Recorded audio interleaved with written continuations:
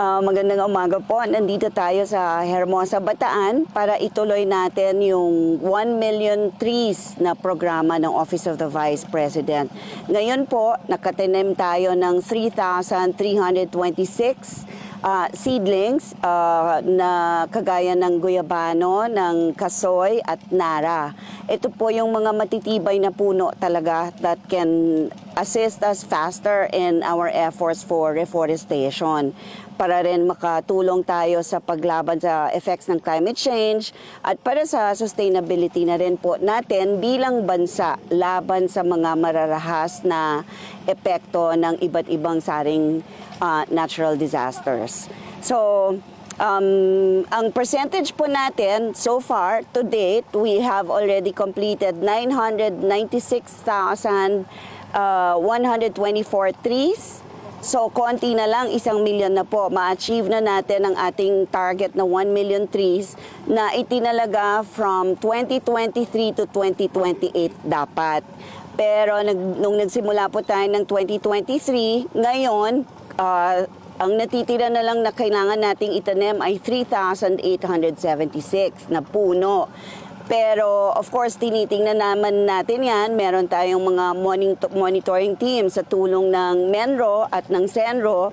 Ito yung Municipal Environment and Natural Resources Office at yung SENRO Community Environment and Natural Resources Office na tumutulong sa atin para tingnan kung kumusta ba, nabuhay ba yung mga tinanim natin nung nakaraan. So, after the completion of the 1 million trees, mas lalo pa nating iigtingin yung pagtingin sa survival nitong mga puno na ito.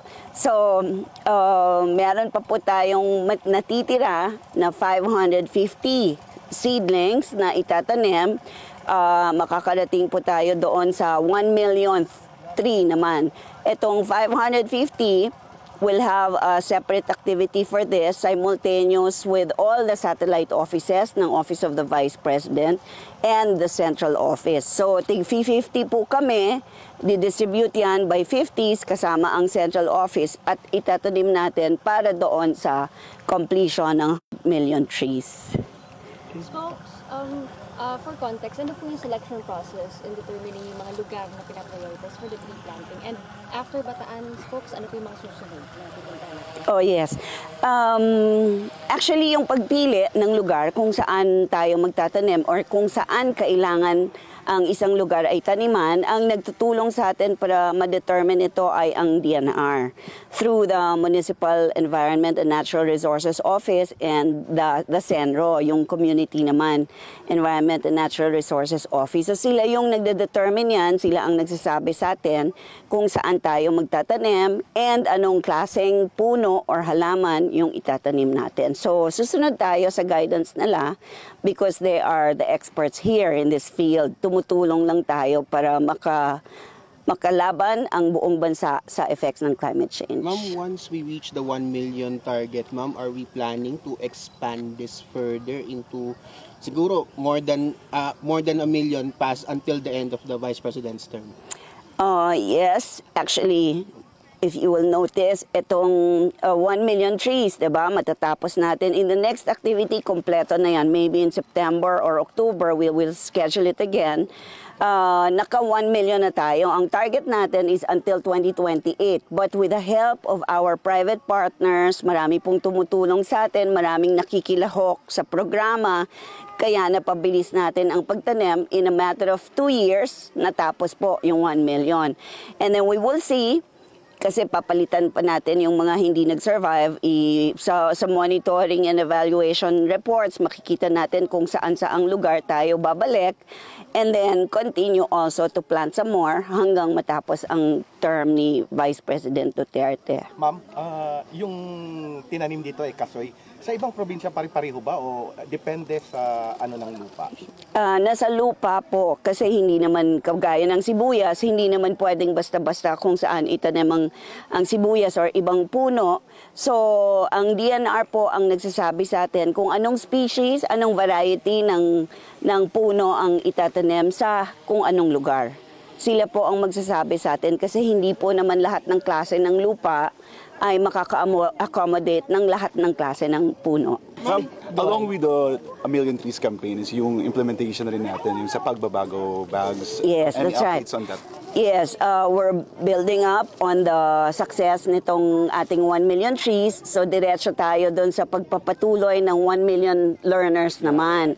Yung pagbabago bags. We have already distributed 412,463 bags na 1 million din ang target natin until 2028. Pero itong before the year ends, makukompleto na ulit natin yung 1 million trees. Okay. Ay, 1 million bags. So, kung magkakaroon pa tayo ng additional funds for this, itutuloy-tuloy rin po natin yung pagbibigay ng bags hanggang sa 2028. So tama ma'am, this 2025, hindi apektado yung natin, yung services natin when it comes sa pagbabago bags, despite doon sa mga hindi natin alam, baka mabawasan yung budget po. Hindi naman na sana. I remember Senator Gatchalian said, diba, na pag walang CF, i-approve na nila yung budget natin. So wala naman kaming confidential funds na ni-request. So we're actually expecting already na approve na yung funds natin for next year. But for this year, meron pong mga hindi nakasali na tinanggalan ng pondo like medical and burial assistance and then yung pangsarap. But all the other programs na may pondo pa, tinatapos natin. Ma'am, paano yung selection po ng mga schools? Kino-consider niyo ba yung mga last mile schools or yung mga eskwelahan na hindi talaga napupuntahan ng iba pang mga government agencies? Mas yon ang atensyon ng ating pangalawang Pangulo. Last mile schools, yung mga the most isolated, the most challenging to visit, yung pinakamalalayo at mga nasa laylayan na ng lipunan. Yon ang mga gusto talaga nating mabisita at matulungan. Ma'am, since almost 2 years na nga itong pagtatanim na ito, meron na ba tayong kung gaano kalaki na yung survival rate kung natin? Estimate natin? Yes, ma'am. We also have monitored kasi we have already received reports in some areas kung saan tapos na silang mag-monitor kagaya ng sa BARM. Ilang probinsya rin yan doon sa BARM. Ang surviving trees natin out of 4,000 ay nasa 2,538. So that's 63.45% survival rate. And then sa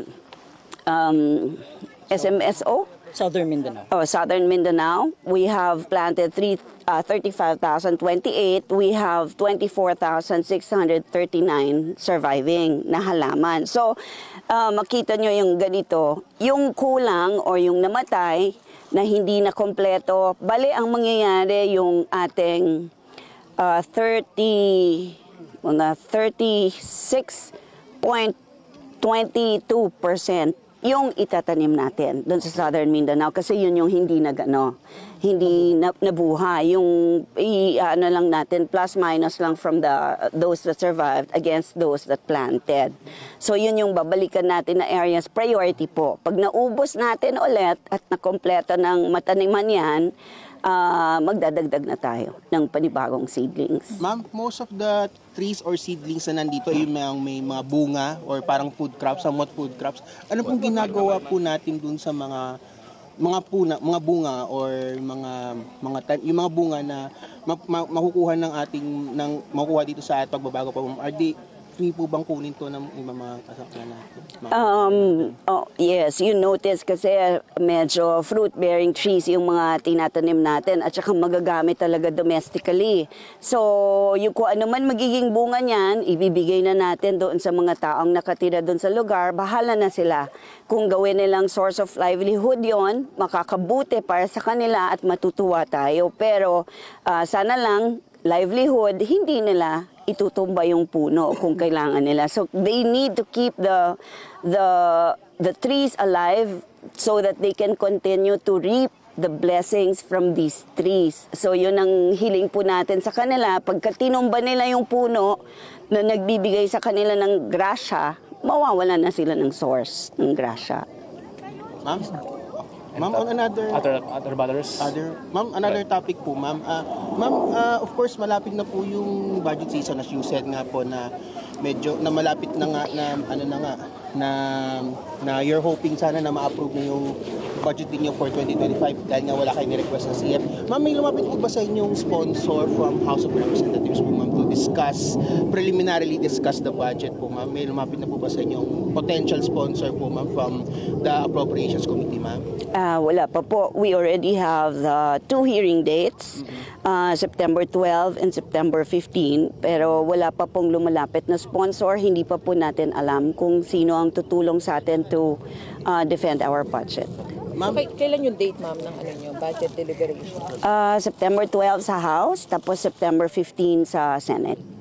Ma'am, another issue ma'am, kasi medyo maugong ngayon yung issue ng lifestyle checks, especially the President himself said na all government officials will be subjected to lifestyle checks. On the OVP po ma'am, is the OVP ready to subject itself to a lifestyle check if ordered by the President itself?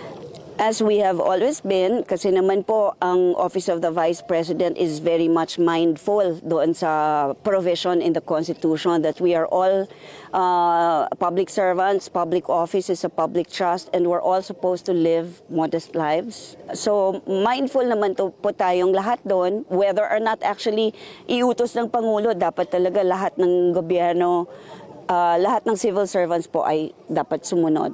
Ma'am, how about random drug testing? Si Vice President express na. How about sa office, yung sa Constitution, sa mismo sa mga empleyado? Kung sabihin po ni Vice President Duterte na drug test mamaya, lahat kami susunod. Ma'am, follow up lang dun sa sa lifestyle check kasi of course may mga criticisms naman sa Vice President kasi lang to, for show lang to dahil di naman daw niya nalalabas yung salary niya. That the critics are saying. Pero ma'am, how are we going to assure us that the OVP and the VP herself will be ready to subject herself to a lifestyle check? On the SALN, if asked to produce the statement of assets and liabilities and net worth, meron naman pong procedure para dyan. We civil servants are just asked to submit it to the appropriate office. Doon po sila magre-request if they want. Okay. Any other matters? Any other matters? Wala na po? Yun lang po? Yun na po. Kalayo dito. Budget. Budget. Kasi ang DepEd, nag-appear na si Secretary for a pre-hearing nila prior to do sa formal budget hearing. Ang OVP, wala pong ganong wala pa pong invitation. Yung 2 dates pa lang po ang nabigay sa atin. But if there is any invitation, I'm sure the Office of the Vice President will oblige. So, sino po ang aaten? Yung dalawa pong nakaschedule na 12 and 15, it has been pencil booked in the Vice President's calendar. Pero kasama po ang mga officials ng OVP na assigned dito sa budget na ito. Like our finance, our HR, of course the Assistant Secretary and the Undersecretary. Pero may confirmation po ba kung aaten si VP? It's in her schedule. Like I said, it's pencil booked already. So, depende na rin po yan sa multiple engagements or sa mga commitments niya na naibigay na. Pero ma'am, if the House compels the Vice President to attend, lang naman, hypothetical lang naman. Kasi, of course, we remember what happened in last year, ma'am. Is the Vice President ready to face the lawmakers po, ma'am, to defend the budget, ma'am? She's ready anytime. Kaya naman po niya talagang harapin yan lahat. Ang magiging differential lang po natin nga ay yung sa schedule, yung pag-schedule lang ng engagements.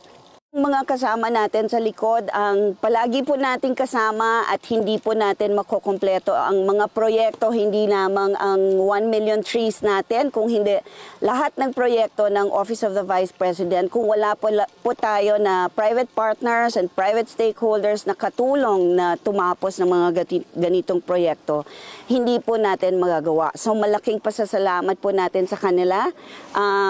Nandito sila sa likod natin. Maraming salamat sa inyong lahat at sa lahat po ng patuloy na tumutulong sa Office of the Vice President. Malaking pasasalamat po magmula sa Office of the Vice President at sa pangalawang Pangulo. Gaano karami yung mga volunteers natin? We have 155 participants today dito sa event na ito. Marami nang lumabas, nakita nyo yung umalis na kasi may session pa daw sila yung mga nasa konseho ng barangay dito sa Hermosa. So nauna na po silang nagtanim ng 6 o'clock. Okay. Thank you. Okay, salamat, salamat, thank you. Tayo doon magtanong. Thank you.